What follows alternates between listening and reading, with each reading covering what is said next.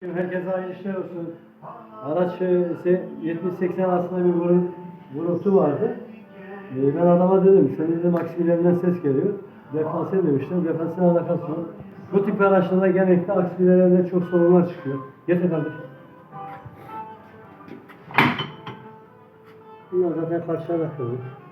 Adam Allah kurtarır. Bir akis kendine fırladığı zaman yüzükten dışarıya fırlar, karşıya da zarar verir. Getir abi. Şuna bak. Bak. Yani bir akis bilesi kaç para ki ya? Yani 5 lira bir akis bilesi 5 lira işçiliği olsun, 1000 lira, 200 lira adamın tonu parası olsun, 1200 lira. Şimdi aynı zamanda da bu kendi haliyle akis bilesi bozu olduğundan dolayı yerini de bozuyor. Bu kendi üstündeki orijinal. Bunlar da orijinal ilk çıkanlar Parsa marka çıkar. Şimdi Parsa markalar da kalmadı. Mecbur yani piyasada en iyi giden akisleri takacağız. Yazık günah. Getir abi.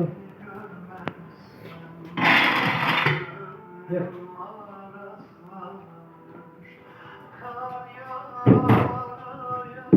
Ya bunların aksinin dağılmanın sebebi genellikle kaçlara sert vuruştan geliyor. Onlara şey yaptığı zaman bile kendine vurduğu zaman zaten yük bileğin üstünde olduğu için dağıtıyor. Yani bu dağıttığı zaman şurada yüzük var görüyorsun. Burada pres baskı kendi haline buradan boşaltıp dışarı atıyor.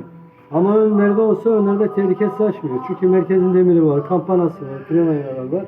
Ama arkalar çok tehlikeli. Buna her bir 3 ayda 4 ayda yani ustanıza gidin. Bir kontrolünü yaptırın. Akis bilesinde bir şey var mı yok mu? Yani şu pres baskı Allah korusun bir çıktığı zaman akis biler. Hem karşıya bir zarar verir hem araca hem kendinize. Ya bu gibi konularda hani bunlara çok dikkat edin. Bir de bu arabada alt köşe takozu gel abi. Alt köşe takozu dağıtmıştı. Kendine zamanında getirdik değişelim.